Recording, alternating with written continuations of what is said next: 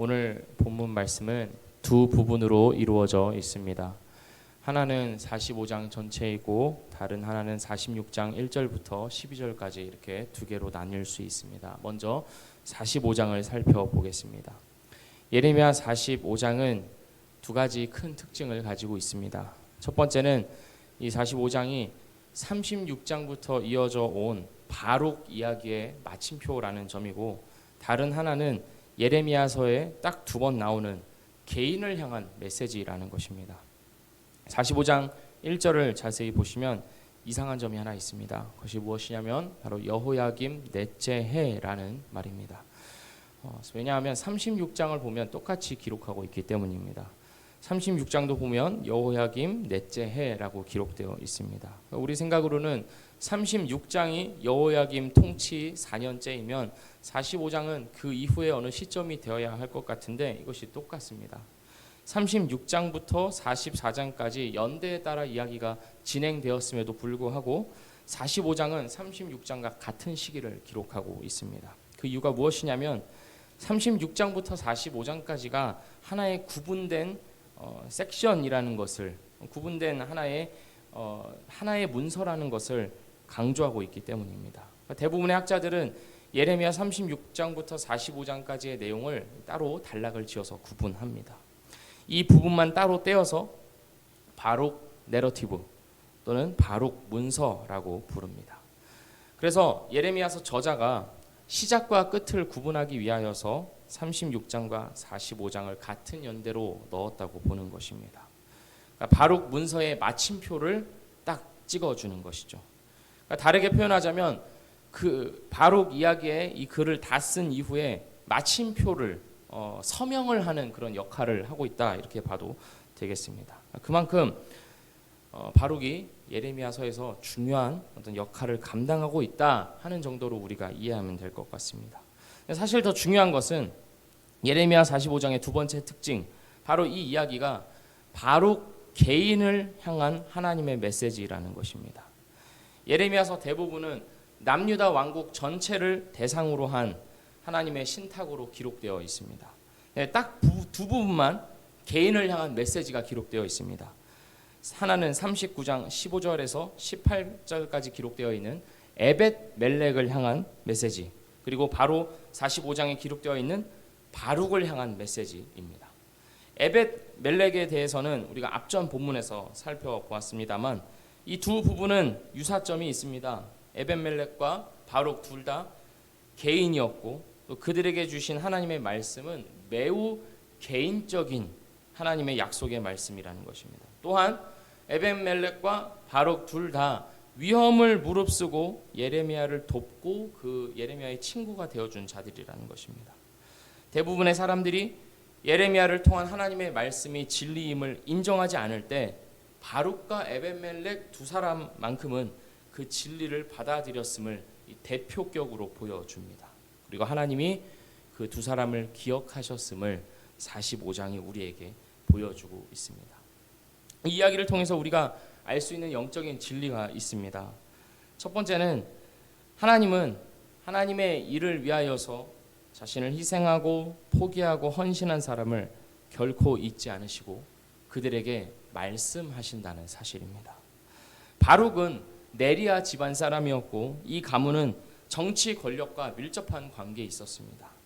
그리고 바룩의 형제 스라야는 왕가의 병참감이라고 기록하고 있습니다. 그래서 아마 이것 때문에 바룩은 성전구역과 왕궁에서 열린 그 고관들의 회의에 접근할 수 있었을 것입니다.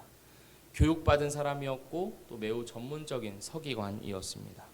인간적으로 보았을 때 바룩이 가진 조건들은 굉장히 좋았습니다. 하지만 이 모든 것에도 불구하고 바룩은 평판이 좋지 않았던 예언자 예레미야를 섬기는데 자신의 능력을 사용하기로 합니다. 남유다 왕국의 대부분이 예레미야가 주장했던 그 바벨론에 대한 항복을 반대했다라는 것을 생각해 본다면 바룩은 스스로 소수파가 되기로 작정한 것입니다. 그것이 하나님의 뜻이라고 믿은 것이죠. 그리고 그 선택은 바룩의 인생을 결코 평탄한 길로 인도하지는 않았습니다. 우리가 바라는 것은 하나님의 뜻으로, 하나님의 뜻에 따라 하나님의 그 뜻을 고민하고 선택을 했더니 하나님께서 이만큼 잘 인도해 주셨다라고 하는 것이 우리의 기대이지만 그런 기대와는 달리 바룩의 인생은 굉장히 험난합니다. 예레미야가 당하는 것과 같이 바룩도 똑같이 동족들에게 고난을 당해야 했습니다. 편한 날이 별로 없었습니다. 사명이라 여기고 하나님의 뜻이라 믿고 예레미야와 함께하며 예레미야의 사역을 마음을 다해 힘을 다해 도왔지만 남는 것은 없었습니다. 하지만 하나님께서 바룩을 기억하셨습니다. 그가 하나님의 나라를 위해서 받아야만 했던 고난을 기억하셨습니다. 믿음을 붙들고 살았더니 받아야만 했던 모든 억울함과 고난을 하나님께서 기억하시고 바룩에게 말씀하시고 바룩에게 약속을 주십니다. 오늘 45장 마지막을 보면 하나님께서 이렇게 약속을 하십니다. 제가 읽어보겠습니다. 내가 너를 위하여 큰 일을 찾느냐? 그것을 찾지 말라. 보라, 내가 모든 육체의 재난을 내리리라. 그러나 내가 가는 모든 곳에서는 내가 너에게 내 생명을 노량물 주듯 하리라. 여호와의 말씀이니라. 다시 말해 바룩의 생명을 보호하시겠다라고 약속하십니다. 믿음으로 사는 것은 때로는 이 세상에서 우리에게 불편함과 또한 불리함을 가져다 주기도 합니다. 늘 그런 것은 아니지만 상당 부분 그렇습니다. 우리 인생의 목적과 방향 자체가 이 땅에 있지 않고 하늘에 있기 때문입니다. 하늘의 가치를 이 땅의 가치보다 더 소중히 여기는 자들이 신자이기 때문에 그들의 삶은 이 세상에서 그런 불편함과 불리함을 감수할 수밖에 없습니다. 그리고 하나님은 믿음으로 사는 자들을 반드시 기억하시며 그들에게 말씀하십니다. 더 큰 것을 주십니다.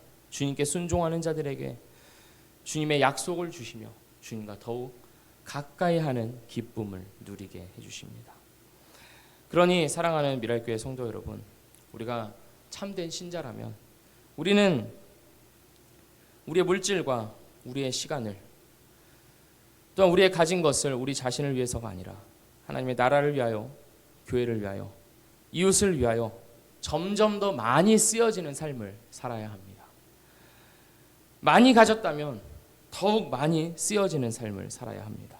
결코 쉽지만은 않은 그 길을 우리는 계속해서 걸어가야 합니다.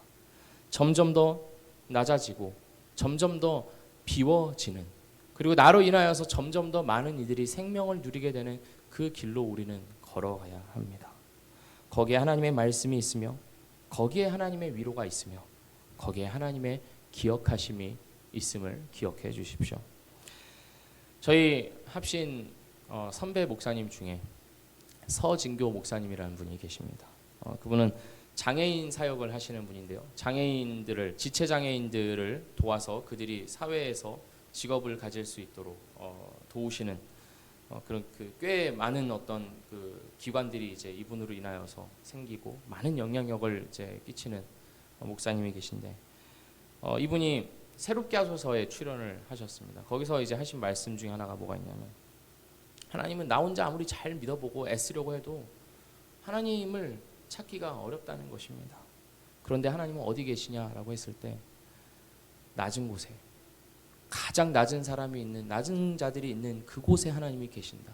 그들을 도우려고 할 때, 그들을 섬기려고 할 때 하나님이 거기 계심을, 하나님의 그 생생하심을 자기는 느끼면서 지금까지 왔다라고 간증하시는 것을 들었습니다. 하나님은 바로 그러한 낮은 데로 가는 우리의 삶 가운데 계시는 것입니다. 그러한 길로 걸어가시는 우리 모든 미랄교회 성도님들 되시기를 주의 이름으로 축복합니다.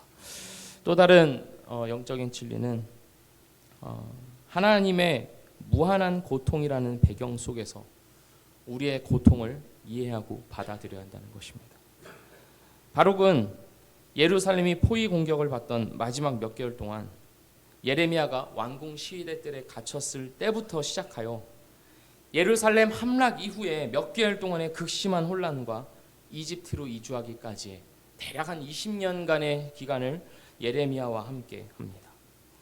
예레미야의 예언을 두루마리에 기록하기 위하여서 오랫동안 예레미야와 한 세월을 보낸 바룩은 예레미야가 그랬던 것처럼 자신의 근심과 좌절을 토해냈을 것입니다. 오늘 본문 말씀 3절이 그 사실을 보여줍니다.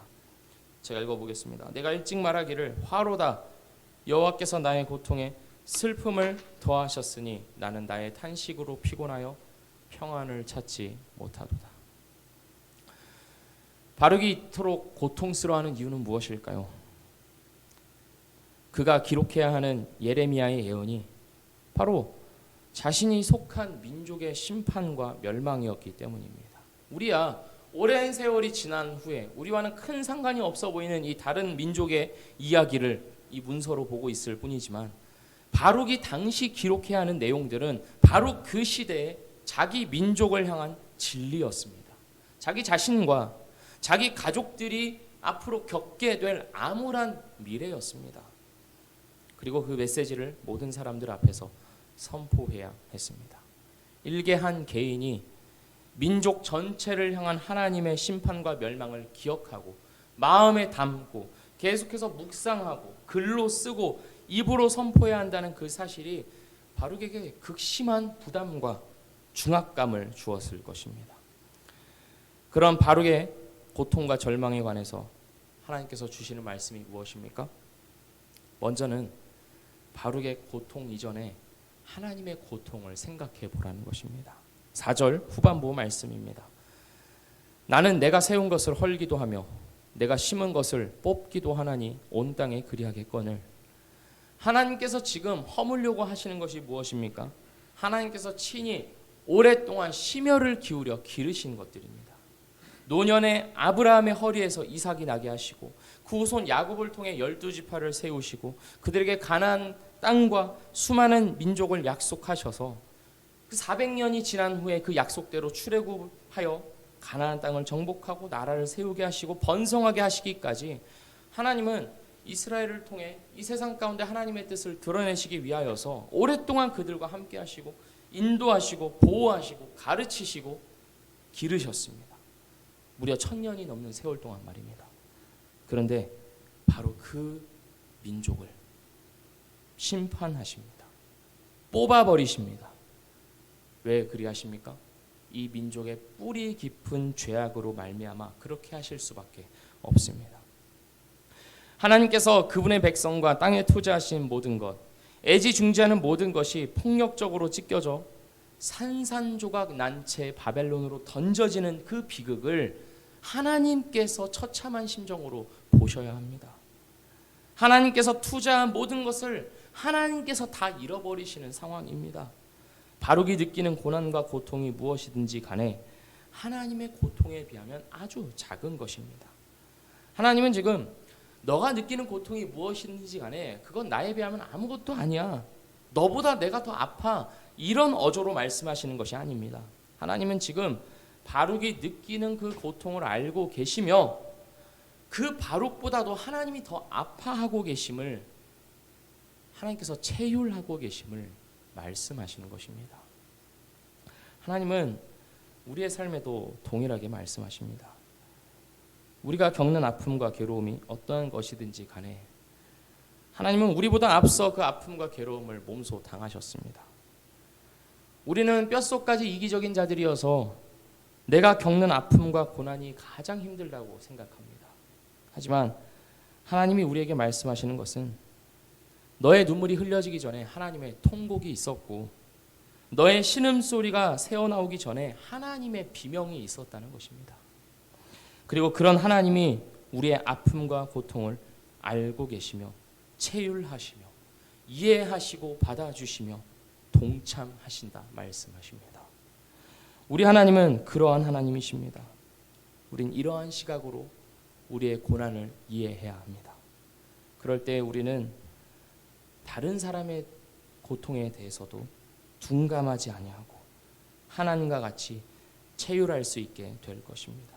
나 이만큼 힘들어하는 것이 너가 얼마나 힘드니? 라는 어조로 위로로 바뀌어질 것입니다. 그러한 변화가 우리 가운데 있기를 원합니다.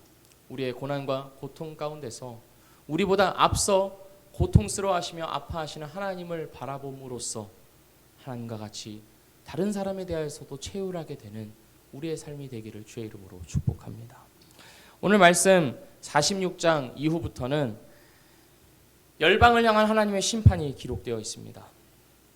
오늘 46장 1절에서 12절까지는 애굽에 대한 심판이 기록되어 있습니다. 우리 이것을 다 다룰 수는 없겠습니다만 이 46장부터 51장까지를 보면 애굽에 대한 심판으로 시작하여서 여러 나라에 대한 심판이 기록되어 있고 마지막에는 바벨론에 대한 심판으로 이 모든 예언이 마치게 됩니다. 그러니까 우리가 무엇을 봐야 하냐면 이집트에서 시작하여서 바벨론으로 끝난다는 것입니다. 그런데 이집트와 바벨론이 어떤 나라입니까? 이스라엘 민족이 그 나라를 이룰 때 그 시작점에서 이스라엘을 괴롭게 하였던 나라가 바로 이집트였으며, 그리고 이스라엘이 이제 그 남유다 왕국이 멸망하게 되는 그 마지막 때에 관여한 나라가 바로 바벨론입니다. 이 사실이 우리에게 의미하는 것은 무엇입니까?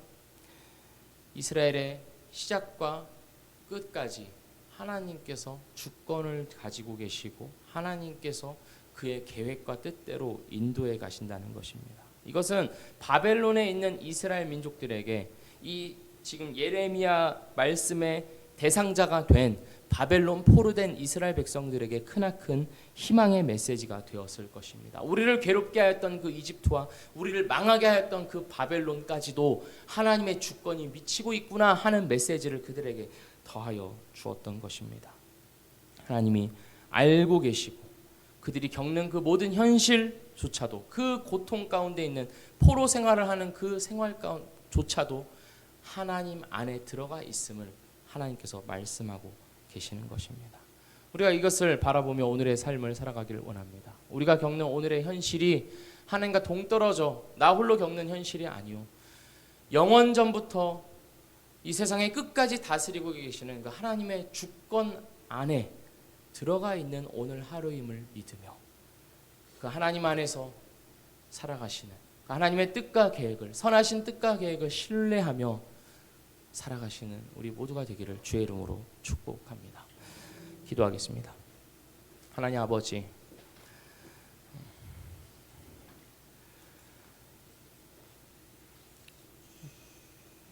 바룩에게 하나님께서 개인적인 메시지를 더하여 주시며 하나님의 나라를 위하여서 끝까지 희생하고 포기하고 헌신하였던 그의 삶을 하나님께서 생명으로 인도해 주시겠다 약속하여 주셨던 것처럼, 하나님, 우리의 삶이 이 땅에서 우리 자신을 위한 삶이 아니요 하나님의 나라를 위하여서 점점 더 희생하고 나눠주고 낮아지는 그러한 삶을 살아감으로써 하나님의 그 생명의 약속을 받아 누리는 그런 복된 길로 걸어가는 우리가 되게 하여 주시옵소서. 하나님 또한